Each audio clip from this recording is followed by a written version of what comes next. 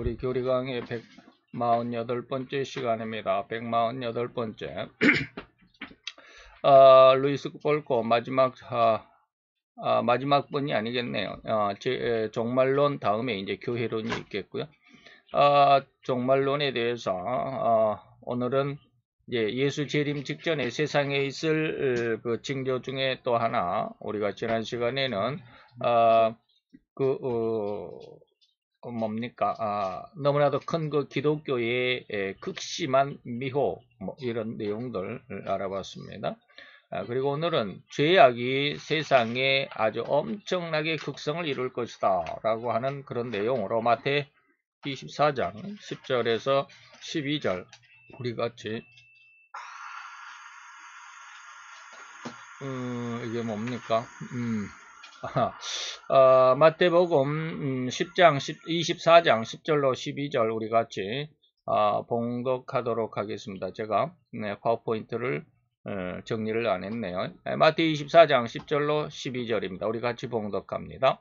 그때 많은 사람이 시험에 빠져 서로 잡아주고 서로 미워하겠으며 거짓 선지자가 많이 일어나 많은 사람을 미혹하게 하겠으며 불법이 성함으로 많은 사람의 사랑이 식어지리라. 아멘. 자, 예수님의 재림 전에, 재림 직전에 이 세상에 나타날 징조 두 가지를 우리가 보았습니다. 예수님 재림 전에 하나의 큰 배도의 사건, 기독교의 진리를 엄청나게 왜곡하는 그런 사건이 있겠고, 지난 시간에는 죄악이 하늘에까지 사무치게 되는 기독교의 엄청난 미혹이 있을 것이다. 그 다음에 악은 극성을 부리고 사랑은 식어질 것이다 라고 하는 것이죠. 그래서 악이 성하고 사랑은 쇠할 것이다 라고 하는 것이죠. 그래서 불법이 성하다, 악이 성하게 되고, 또 많은 사람이 서로 미워하고 서로 잡아 죽이고, 또 많은 사람을 미혹하게 하고, 악이 이만큼 성성하고, 그 다음에 사랑은 식어진다. 이러한 내용입니다. 자, 많은 사람의 사랑이 식어질 것입니다. 서로 위해주고 서로 용서해주고 서로 협조하는 그러한 일은 없어질 것이다. 서로가 경쟁하고 서로가 미워하고 하나가 된 것 같지만 서로 자기의 내심, 속 계산, 속셈은 다 따로 있다. 우리가 동상이몽 그러죠. 동상이몽. 같은 어떠한 그 모습을 가지고 있지만 서로 다른 꿈을 가지고 있다. 이런 뜻입니다. 자, 오늘 본문입니다. 마태 24장 10절에서 12절. 그때 많은 사람이 시험에 빠져서 서로 잡아주고 서로 미워하겠으며 거짓 선지자가 많이 일어나서 많은 사람을 미혹하게 하겠으며, 우리가 지난 시간에 말씀을 잘 기억하고 있으면 거짓 선지자가 어떠한 내용을 그리고 어떠한 사역을 할 것인지를 좀 잘 알 수 있겠죠. 그래서 많은 사람을 미혹하게 한다. 그리고 불법이 성한다. 불법이 아주 세상을 주관하게 될 겁니다. 법이 세상을 통치해야 되고 공의가 하수같이 흘러야 되는데 그러지 못하고 오히려 반대가 되죠. 불법이 세상을 장악하게 됩니다. 그래서 온전한 사람, 착한 사람은 오히려 세상에서 엄청난 핍박을 받고 바보 취급을 당하고 멸시를 당하는 그러한 시대가 곧 우리 앞에 닥칠 겁니다. 우리나라도 이번 대통령 선거에 잘못하면 이럴 때가 닥치게 됩니다. 그래서 저도 하나님 앞에 많이 기도합니다. 이런 일에 대해서. 근데 물론 반반이에요. 아직 하나님의 뜻을 정확히 알아들을 수 있는 그런 어떤 영적인 은혜의 깊이까지는 들어가지 못했기 때문에 하나님께서 이 나라를 징계하신 5년의 시간, 하나님 이제 그만 징계하시고 용서해 주세요라는 그런 기도를 많이 합니다. 그런데 만약에 하나님의 징계가 계속된다고 한다면 이 나라는 아마 바로 이렇게 불법이 세상을 장악하는 그런 시대가 될 겁니다. 그래서 아주 불법적인 사람이 지금 대통령이 되겠다라고 나서서 아주 성성하고 있는데 지금 현재 사회 우리나라의 국민들의 어떠한 그 지지율을 보면 조금씩 떨어지는 게 그나마 좀 다행스럽다라는 그런 생각을 해봐요. 이 사람의 지지율이 조금씩 떨어지고 있습니다. 그 안에 그 이런저런 아주 그냥 뭐 아주 어마어마한 그 실수들, 잘못들, 죄들 이런 것들이 많이 그 밝혀져 가지고 말이죠.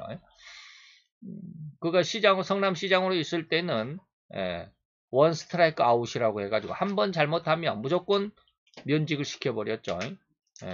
아무리 작은 액수라 할지라도 용서받을 수 있는 게 아니다 라고 했는데 일설에 보면 그 아내가 경기도 법인카드를 가지고 몇 년 동안인지 모르겠어요. 몇 년 동안 하면서 뭐 5억이 넘는 카드를 썼다라고 이렇게 그 음모론인지 아니면 그냥 의혹인지 그런 말이 있더라고요. 참 그러죠. 아무리 작은 액수라도 용서받을 일이 아니다라고 그 입술로 외쳤던 그 본인인데 그런데 자기는 그렇게 많은 액수의 그 불법 사용이 있었음에도 불구하고 아무렇지도 않게 지금 대통령 선거를 지금 계속하고 있죠. 바로 이런 겁니다. 불법이 아주 극성을 이루게 될 것이다 라고 하는 것이죠. 악은 날이 갈수록 더욱 극성을 부릴 뿐입니다. 그 시간이 세월이 흐르면 악이 선으로 회귀할 가능성은 절대 더욱 희박합니다. 악이 우리 성경에도 그러죠. 너희가 선으로 악을 이기라 라고 그랬지만 겉모양 외형적인 세상적인 눈으로 볼 때 선이 악을 이길 가능성이 없습니다. 점점 악이 성해집니다. 끝까지 세상이 끝날 때까지 전쟁만 있을 것이다 라고 다니엘이 예언했던 것처럼 세상은 평화가 없습니다. 평화가 절대 없습니다. 그래서 자우장 그렇습니다. 넘어갑시다. 오히려 더욱 이 악이 극성으로 치달아 징계, 즉 심판하지 않으면 안 되는 불귀이다. 안 입을 자 돌아올 기자죠. 돌아오지 못하는 그런 선을 넘어가는 그런 극성을 이루게 될 겁니다. 이 악의 주인공인 사단과 그 휘하의 졸개들인 악령과 귀신들의 극성적인 활동의 시간은 절대 이미 한정되어 있습니다. 물론 이들이 이제 앞으로 세상을 한번 장악하게 되겠죠. 장악하게 됩니다. 그런데 그 날이 오래지 않다라고 하는 것을 좀 강력하게 믿음을 갖고 있어야 합니다. 이들이 절대 이미 한정되어 있는 그들의 그 아주 극성의 시간들. 그런데 이들이 세상을 장악하기까지 과정, 거기가 굉장히 힘들어요. 물론 그들이 세상을 장악한 3년 반의 시간도 어마어마하게 힘든 시간이지만 그 날이 오기까지도 참 힘듭니다. 마태 8장 29절 이에 저희가 소리질러 가로되 하나님의 아들이여 우리와 당신과 무슨 상관이 있나이까 때가 이르기 전에 우리를 괴롭게 하려고. 다시 말하면 이 귀신들과 악령들이 극성의 활동의 시간들은 정해져 있다 그랬죠. 그들의 시간이 다시 말하면 그들이 그 활동의 시간을 마치고 심판을 받을 때 이 말이죠. 심판을 받을 때가 아직 남아 있는데 이르기도 전에 우리를 괴롭게 하려고. 다시 말하면 지금 이 말은 마태 8장의 29절은 뭐냐면 군대 귀신 들린 그 귀신 들린 자가 있었죠. 거라사의 그 공동묘지 안에 공동묘지 그 산에 혼자서 살고 있었던 그 사람. 근데 예수님을 그 거라사 지역에 들어갈 때 이 귀신 들린 자가 와서 예수님 앞에 엎드렸죠. 이때 예수님께서 나오라고 그 사람에게서 나오라 그러니까 이 귀신들이 이렇게 이야기하는 겁니다. 이에 저희가 귀신들이 그 사람에게 들어있던 군대 귀신들 저희가 복수죠. 귀신 한 마리가 아니라 군대 귀신 아주 귀신 무리가 들어가 있었다 이 말이죠. 저희가 소리질러 가로되 하나님의 아들이여. 예수를 지칭합니다. 예수님을 보고 우리와 당신과 무슨 상관이 있습니까? 아직은 서로 상관할 때가 아니지 않습니까? 아직은 우리 때이지 않습니까? 이 말이에요. 우리의 심판 때가 이르기 전에 우리를 괴롭게 하려고 여기 오셨습니까? 이렇게 했죠. 그러니까 악령들과 귀신들은 뭐요? 자기들의 뭐요? 시간이 한정되어 있다는 것을 분명히 알고 있죠. 우리의 때가 언제까지다라는 것 지금 알고 있어요. 그런데도 회개를 못해요. 귀신들이니까. 자, 때가 이르기 전에라는 말의 의미는 아직은 우리 귀신들의 활동할 때가 더 남아있지 않는가라고 예수님에게 하소연하는 거죠. 곧 귀신들의 난동도 분명하게 한정되어 있고 그 마지막이 있다라는 것을 귀신인 그 자신들도 너무나도 잘 알고 있죠. 이를 다른 말로 의미해 보자면 앞으로 귀신들의 광란적인 날들이 더 남아있는 것이고 아직도 남아있습니다. 이 말이죠. 아직도 우리의 때가 아직 남아있습니다. 때가 이르기 전에 이 말은 우리 때가 아직 남아있습니다. 이런 뜻이란 말이에요. 그래서 귀신들은 더욱 기승을 부릴 것이 앞으로 예상이 된다. 앞으로 더 분명하게 남아있습니다. 제가 지금 자꾸 이야기하는 게 그런 말이죠. 그래서 예수님의 재림의 때가 더욱 가까이 올수록 이 세상의 악은 더욱 극성을 부릴 것이라고 예상되는 것은 쉽다 이 말이죠. 즉 악이 더욱 엄청나게 흉악함으로 온 세상에 살아가는 인간들의 심성 곧 죄성은 죄악을 드러내기를 그 극성을 이룰 것이라는 의미가 곧 성경의 예언입니다. 또한 이 악을 심판하신 주체인 하나님의 마음을 읽어볼 수 있는 부분이 있습니다. 창세기 15장입니다. 창세기 15장 16절에 내 자손은 4대 만에 1대가 뭐야? 100년으로 치면 400년 만에 말이죠. 이 땅으로 돌아온다. 애굽으로 지금 뭡니까? 노예로 팔려가죠. 아브라함의 재물 제사를 계약으로 해서 하나님께서 하신 말씀입니다. 15장은 아브라함과 하나님과의 그 재물 제사의 장면이 있죠. 그래서 그 재물 제사가 끝나고 이렇게 이야기합니다. 너의 자손은 4대 만에 400년 만에 다시 이 땅으로 돌아올 거야.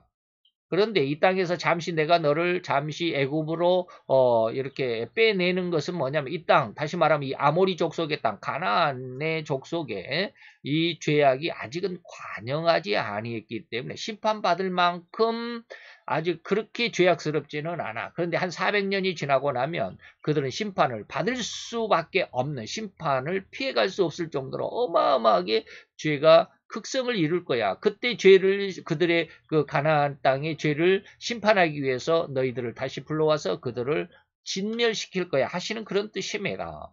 곧 아브라함이 애굽으로 노예 사이를 갈 것인데 그 기간은 무려 4대입니다. 1, 2, 3대. 그래서 1대를 100년으로 계산한다면 400년이 될 것이고 물론 실제로는 430년 430년 뒤에 드디어 출애굽을 하게 되었죠.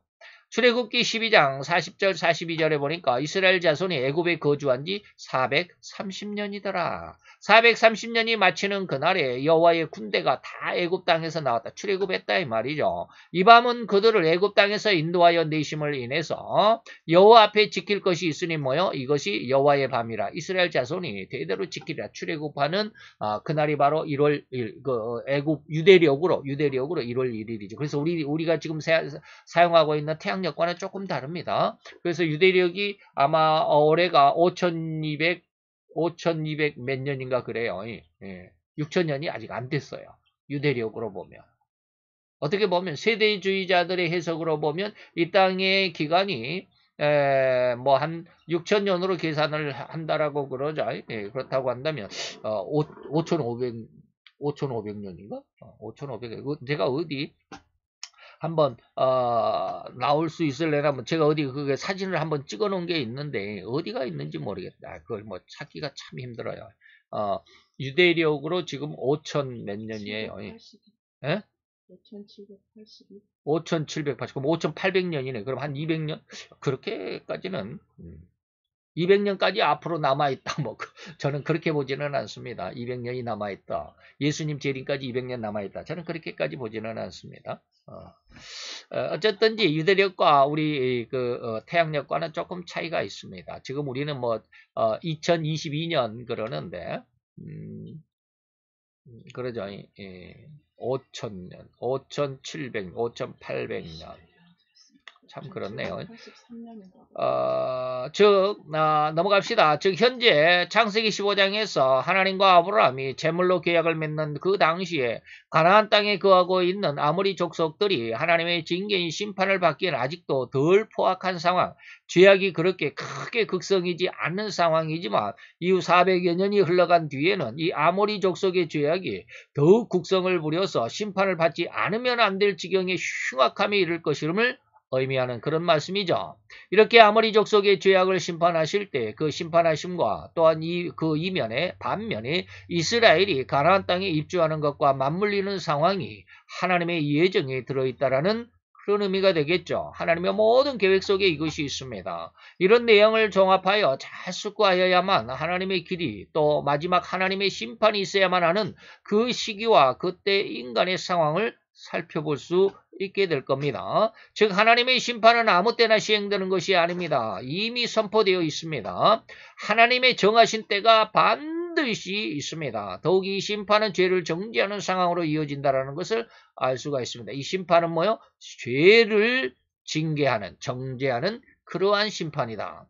그렇다고 한다면 이제 인간들의 죄악은 시대가 이어가고 세월이 흘러갈수록 더욱 극성을 이룬다는 것을 알 수 있겠죠.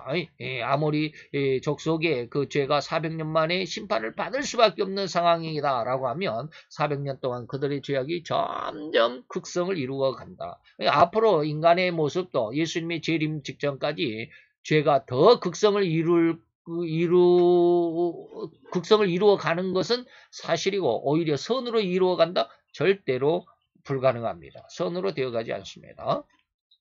그래서 하나님의 죄에 대한 심판의 때는 참으로 인간들의 모든 심성이 오로지 죄악의 극성을 이룰 시기고 이 죄악의 극성은 급기야 하늘에까지 사무치게 되는 엄청난 죄악인다라고 하는 걸 알게 하죠. 반면에 인간들의 심성이 극성이라는 것을 볼 수 있다고 한다면 곧 하나님의 징계인 심판이 조만간 이를 것임을 알게 된다라는 말이 되겠죠. 그래서 오늘 마태이 24장 10절로 12절 오늘 본문으로 읽었습니다. 그때 사람이 시험에 빠져서 서로 잘 살려고 이 말이죠. 서로 성공할 것만 같아서 요즘에 제가 이렇게 이제 대선판을 이렇게 가만히 보면서 다른 사람들이야 뭐 어떻게 대선판을 바라보는지 모르겠습니다. 그런데 저는 성경을 마음속에 깊이 두고 머릿속에 깊이 새기면서 온전히 모든 것들을 다 들여다봅니다. 성경의 관점에서 보려고 아주 애를 쓰고 있습니다. 그런 중에 이제 일본 캠프 기호 1번 누군지 아시죠? 일본 캠프에 소속되어 있는 사람들이 가끔가다 뉴스에 많이 나오죠. 그래서 그 뉴스마다 한 편만 불러드린 게 아닙니다. 1번 캠프의 사람들, 2번 캠프의 사람들 이렇게 불러서 서로 양자간의 그 의견들을 이렇게 듣습니다. 뉴스들이 요즘에는 혼자 아나운서가 혼자 그냥 막 원고를 읽고 전해주는 그런 뉴스가 아니라 요즘에는 뭡니까 이게 뭐라 그럽니까? 옆에서 이거 게스트들을 이렇게 몇 사람씩 모아가지고 서로 막 토론하고 자기 주장을 그리고 자기 의견을 뭐 이렇게 하는 그런 뉴스 형식이 참 많이 발전이 되어 있죠. 그렇게 하다 보니인데 일본 캠프의 사람들 요즘에 굉장히 입장이 난처하지 않겠나라는 그런 생각을 해봐요. 너무 악재가 많아서 그 일본 후보자의 그 아내의 그 잘못된 일들로 인해서 아주 곤혹스러워집니다.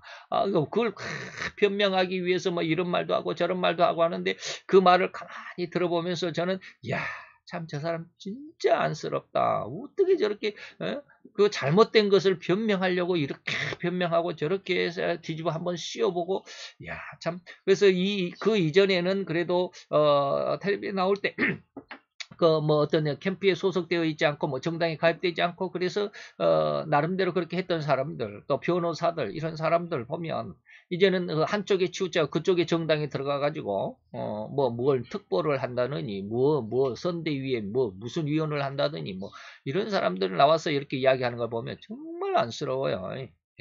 왜 그렇게 잘못된 것을 두둔하고 오히려 그것을 선전하고 선동하려고 하는지 참 안쓰럽더라고요.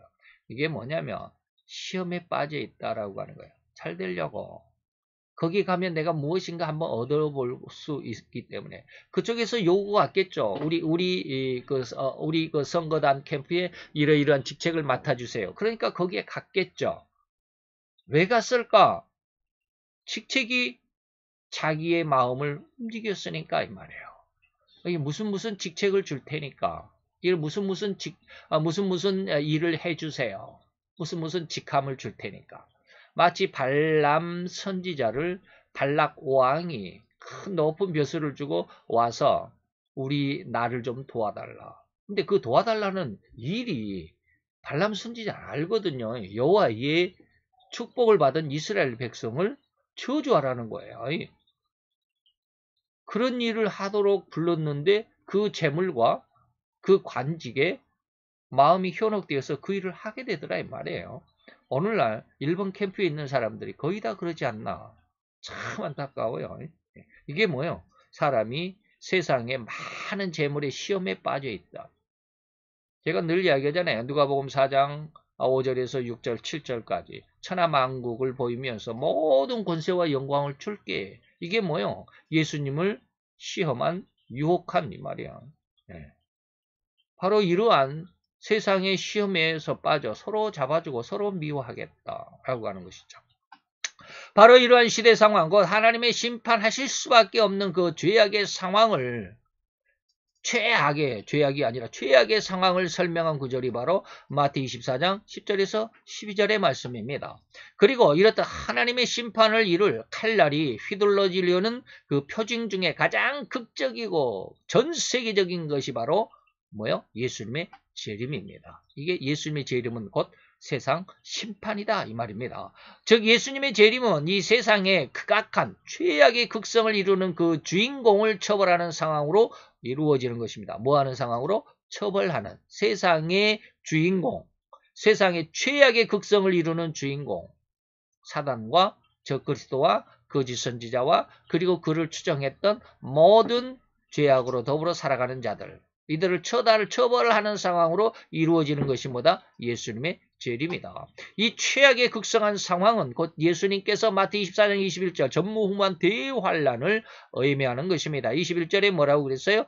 이는 그때 큰 환란이 있을 것이라. 대환란이다 이 말이죠. 창세로부터 세상이 지어진 이후로부터 지금까지 이런 환란이 없었고 후에도 없다. 이게 전무 앞에도 없었고 뒤에도 없다. 전무후무한 대환란이다 라고 하는 것이죠. 곧 예수님의 재림 또는 하나님의 가장 강력한 징벌인 심판을 예상할 수 있는 가장 큰 징표가 바로 이것입니다. 전무후무한 대환란 이 말이죠. 곧 온 세상을 짐승으로 명명된 무신론자들이요, 어쩌면 공산주의자들이 통일천하를 이루게 될 것인데, 그들이 예루살렘에 세계 통일 정부를 세우고 오직 3년 밤이 아니라 3년 반입니다. 3년 반 동안 엄청난 환란의 광풍을 불러일으켜 온 세상에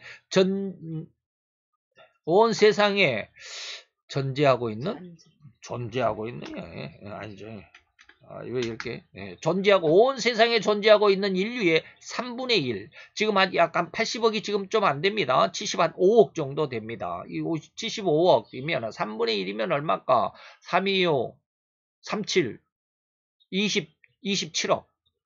27억이 죽을 겁니다. 얼마 동안에? 3년 반 동안에 27억이 죽습니다. 27억을 매일 계산하면 하루에 약 몇백만 명씩 죽습니다. 하루에 몇백만 명씩. 이전에 코로나로 인해서 인도에서 하루에 4,000명씩 막 죽은 때가 있었어요. 며칠 동안 하루에 4,000명이 죽었다 그랬어요. 그 4,000명이 죽으니까 화장시킬 수가 없어요. 돈 없는 사람은 장작을 구할 수도 없어요. 그러니까 인공위성에서도 봐서도 인도에서 그 뿌연 그 화장시키는 그 연기 때문에 인도가 그냥 완전히 뿌옇게 보일 정도로 그 어마어마한 환란이 있었습니다. 4,000명이 죽었어도 그런데 전 세계적으로 몇백만 명이 죽은다고 해보세요. 그게 하루 이틀이지. 한 이틀만 지나도 전 세계는 사람 죽은 시체의 썩은 냄새로 코가 상하게 될 겁니다. 어마어마한 거죠. 인류의 3분의 1이나 되는 엄청난 수를 죽이는 광풍을 일으키는 죄악으로 인해서 징벌받는 그 과정.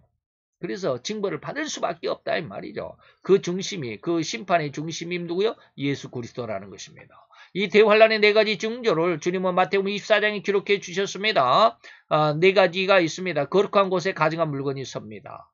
이게 뭐예요? 세계 통일 정부. 예루살렘에 세워집니다. 어디에 세워져요? 예루살렘에 세워집니다. 누가 세워요? 짐승이 세워요. 짐승이 누구예요? 짐승의 주인공이 누구예요? 공산주의입니다. 무신론이긴 하지만 무신론인데 무신론의 대표가 누구예요? 공산주의입니다. 그래서 저는 그러지 않기를 바라지만 안타까운 것은 뭡니까? 유대인들 중에서 두 가지 유대인이 있다고 그러죠. 세파라딕 유대인은 정통 유대인들입니다. 혈통적으로 유대인들입니다. 그 다음에 아슈케나지 유대인들이 있는데 아슈케나지 유대인들은 유럽 인종 중에 아랍인 중에 유대인입니다. 아랍인 유대인들. 사라센인지 제가 제국의 이름을 헷갈리고 잊어버렸는데 사라센이 아닌 것 같은데 그 제국이 제국 전체가 나라가 통째로 유대교를 받아들이기로 했습니다. 그래서 그들이 러시아에 의해서 그 제국이 멸망을 받을 때 멸망을 받을 때 기원전 한 700년 300년인가 제가 읽었는데 그 관심을 안 둬가지고 깊이 연구를 해야 이게 딱 머리에 박힐 텐데 그렇지 않으니까 한 두 번 읽어보니까 잊어버려요. 러시아의 그 확장, 러시아의 볼셰비키 혁명 1917년이죠. 1917년이 맞을 겁니다. 볼셰비키 공산혁명으로 인해서 러시아가 왕을 폐위시키고 공산주의가 처음 생겨났죠. 레닌에 의해서. 바로 그때 이 제국이 멸망을 받습니다. 그리고 이 제국에 있는 많은 사람들이 유럽으로 들어가서 러시아의 볼셰비키 혁명당원들이 됩니다. 그 혁명당원들이 유럽에서 엄청나게 핍박을 받죠. 핍박을 받는데 2차 대전 때 1917년도니까 1900 몇 년도에 2차 대전이 발발했나요? 45년도에 전쟁이 끝났으니까 40 몇 년도, 42년도에 2차 대전이 됐나요? 아마 그랬을 거예요. 그래서 그때까지 해서 유대인들이 그 유럽에서 엄청나게 핍박을 받았죠. 2차 대전에 그 히틀러로 인해서 히틀러가 이런 것을 좀 알았던 모양이에요. 유대인들의 이런 어떤 내막을 좀 알았던 모양이에요. 그래서 강력하게 유대인들 공산주의 유대인들, 볼셰비키 혁명당원인 아슈케나지 유대인들을 죽여야 된다라고 해가지고 유대인들을 엄청나게 살해했는데 그것을 온 세계의 세계사에서 이제 오히려 역이용하는 것이 바로 아슈케나지 유대인들입니다. 가스실에서 600만이 죽었다고 그러잖아요. 나중에 그 아슈케나지 유대인들의 그 내용을 폭로한 제가 늘 한번 이야기를 했죠. 13번째 지파 이런 책들을 읽어보면 도저히 600만 명을 살해할 수 있는 그런 조건들이 안 됐었다라는 그런 많은 어떤 그 증거들을 거기에 발표하고 있습니다. 그래서 제가 아주 자세히 읽어보지를 않아가지고 여러분들에게 말씀드릴 수는 없지만 바로 그들이 그 알리아다 해가지고 지금 이스라엘로 들어가 있죠. 2차 대전이 끝나고 독일 해방을 얻어가지고 이스라엘로 들어갔습니다. 그 중에 지금 이스라엘을 장악하고 있고 이스라엘 군대가 되어 있는 사람들이 누구냐면 아슈케나지 유대인들이죠. 쉽게 말하면 러시아 볼셰비키 혁명 당원들입니다. 근데 누구도 그걸 잘 몰라요. 그래서 바로 그들이 그 이스라엘에서 원하지는 않지만 하나님의 예언에 따라서 이스라엘에서 3차 대전이 일어날 겁니다. 그리고 그 3차 대전 속에서 물론 우리는 이스라엘이 미국 편이라고 생각하지만 전부 다 계략입니다.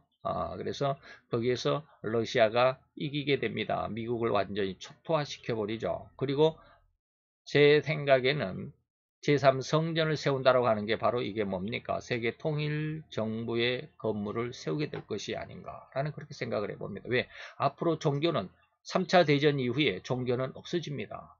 바로 예수님의 재림이 바로 있기 때문에 3차 대전 이후에 3년 반 후에 예수님의 재림이 있기 때문에 종교 없어집니다. 에? 3차 전쟁 이후에 3차 전쟁으로 인해서 종교가 없어집니다. 인종의 갈등 없어집니다. 왜? 이 모든 것들이 어디에 귀결이 되냐면 예수님의 재림에 귀결이 되거든요. 바로 그렇기 때문에 이 세계 통일 정부가 제3성전이라고 선동하지 않을까라는 그런 생각을 해봅니다. 아무도 누가 그렇게 이야기하지 않지만 제가 그런 어떤 느낌을 좀 받아요. 그리고 대환란의 징조 두 번째가 뭐냐면 아이벤자들의 화가 있다. 실제적으로 임신부들이 엄청나게 힘들 것이지만 이것을 영적인 의미로 보면은 죄악 가운데 있는 자들이 말해요. 죄를 아직 버리지 못한 자들, 죄성을 아직 버리지 못한 자들, 어마어마하게 큰 화가 있을 것이다. 그리고 그 날들을 감한다. 이들이 며칠을 장악한다고? 42달, 1260일을, 셋대 반을. 근데 그날 1260일 중에 며칠을 110일을 감해준다.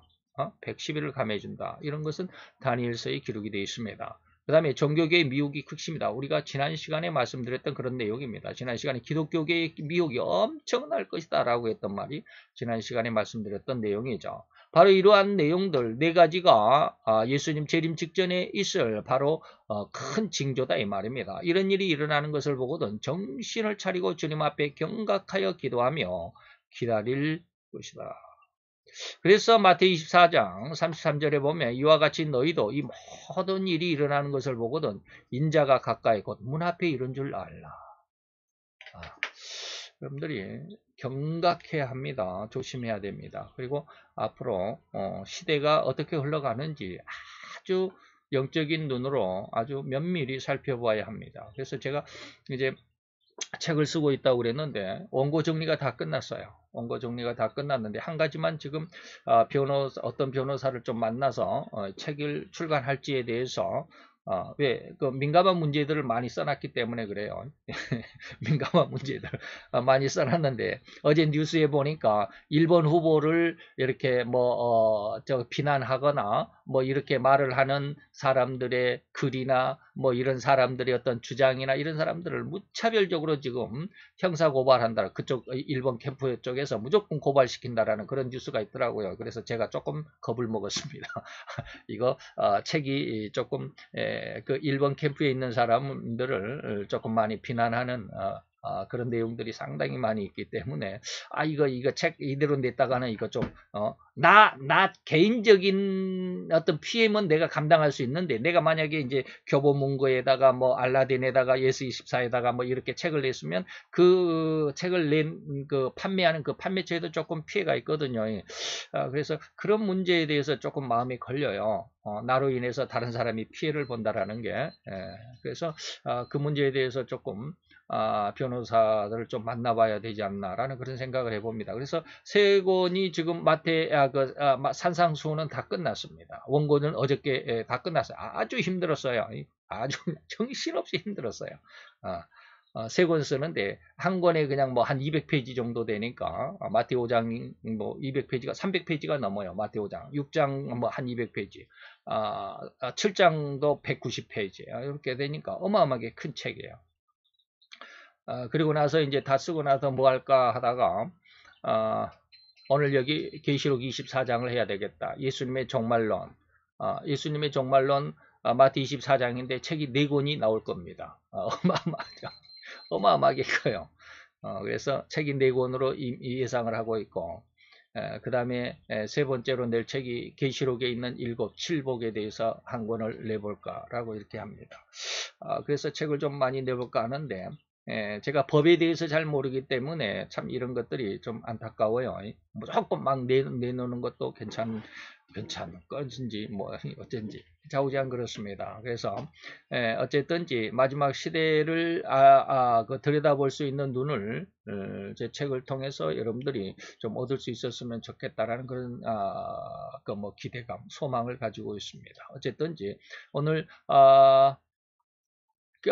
교리 강해를 통해서 예수님의 재림 전에는 죄악이 극성, 하나님의 심판을 받지 않으면 안 될 정도로 아주 극성을 이루게 되는데 그 내용에 대해서 살펴보았다고 할 수 있겠습니다. 기도합시다. 할렐루야 주님, 오늘도 여호와의 귀한 사랑과 은총을 감사드리나이다. 주의 영광 앞에서 아름답고 귀한 자들, 진실로 우리의 지혜와 지식과 총기와 총명이 하나님의 하늘의 것으로 충만하게 채워지며 변화를 받으며 오히려 하나님 앞에 올곧은 신앙의 기둥과 뿌리가 되게 하셔서 하나님 앞에 영광을 돌려드릴 수 있는 아름답고 귀한 하나님의 선이 온전히 기뻐하실 만큼 귀한 신앙의 성전을 지어가는 믿음의 자녀들이 되게 하여 주옵소서. 주의 말씀 한마디 한마디를 통해서 우리의 신앙의 깃털이 되고 뿌리가 되고 가지가 되고 줄기가 되게 하셔서 진실로 하나님의 영광을 이루어낼 수 있고 하나님과 동행할 수 있고 하나님의 사역에 참여하는 귀한 주님의 백성들로 성장케 하여 주옵소서. 예수 그리스도 이름으로 감사와 기도드려 싸움나이다. 아멘.